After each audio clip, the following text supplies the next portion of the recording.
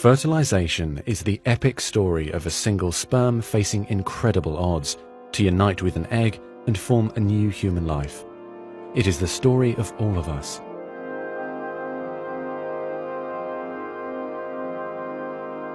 During sexual intercourse, about 300 million sperm enter the vagina. Soon afterward, millions of them will either flow out of the vagina or die in its acidic environment. However, many survive because of the protective elements provided in the fluid surrounding them. Next, the sperm must pass through the cervix, an opening into the uterus. Usually, it remains tightly closed, but here the cervix is open for a few days while the woman ovulates. The sperm swim through the cervical mucus, which is thinned to a more watery consistency for easier passage. Once inside the cervix, the sperm continues swimming toward the uterus, though millions will die trying to make it through the mucus. Some sperm remain behind, caught in the folds of the cervix, but they may later continue the journey as a backup to the first group. Inside the uterus, muscular uterine contractions assist the sperm on their journey toward the egg. However, resident cells from the woman's immune system, mistaking the sperm for foreign invaders, destroy thousands more.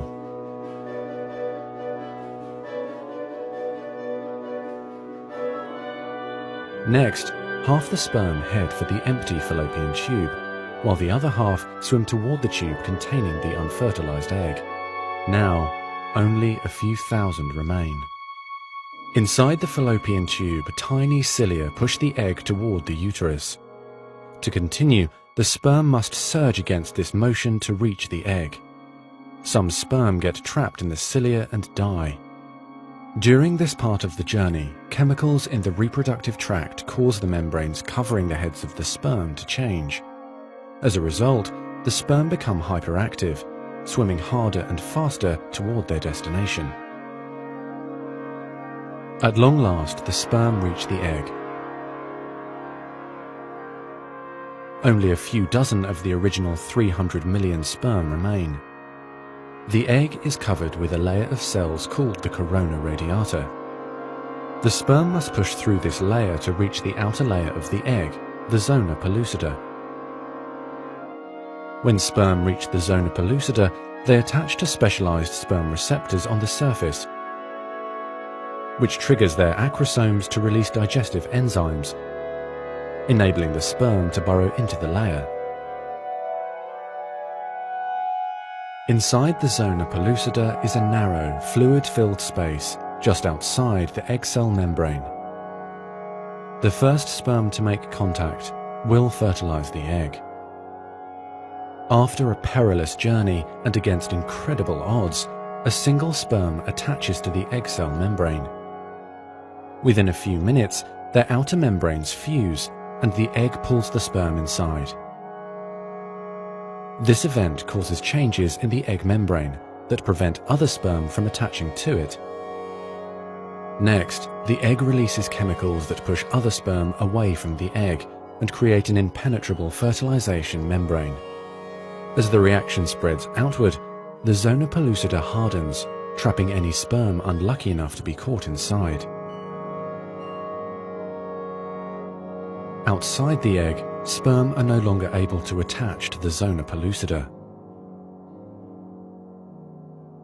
Meanwhile, inside the egg, the tightly packed male genetic material spreads out. A new membrane forms around the genetic material, creating the male pronucleus. Inside, the genetic material reforms into 23 chromosomes. The female genetic material, awakened by the fusion of the sperm with the egg, finishes dividing, resulting in the female pronucleus, which also contains 23 chromosomes.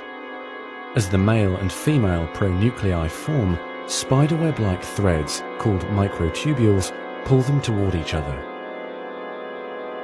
The two sets of chromosomes join together, completing the process of fertilization. At this moment, a unique genetic code arises, instantly determining gender, hair color, eye color, and hundreds of other characteristics. This new single cell, the zygote, is the beginning of a new human being. And now the cilia in the fallopian tube gently sweep the zygote toward the uterus, where he or she will implant in the rich uterine lining, growing and maturing for the next 9 months until ready for birth. إِنَّا خَلَقْنَا الْإِنسَانَ مِن نُّطْفَةٍ أَمْشَاجٍ نَّبْتَلِيهِ فَجَعَلْنَاهُ سَمِيعًا بَصِيرًا خَلَقَ الْإِنسَانَ مِن نُّطْفَةٍ فَإِذَا هُوَ خَصِيمٌ مُّبِينٌ أَوَلَمْ يَرَ الْإِنسَانُ أَنَّا خَلَقْنَاهُ مِن نُّطْفَةٍ فَإِذَا هُوَ خَصِيمٌ مُّبِينٌ قَالَ له صاحبه وهو يحاوره أكفرت بالذي خلقك من تراب ثم من نطفة ثم سواك رجلا لكن هو الله ربي ولا أشرك بربي أحدا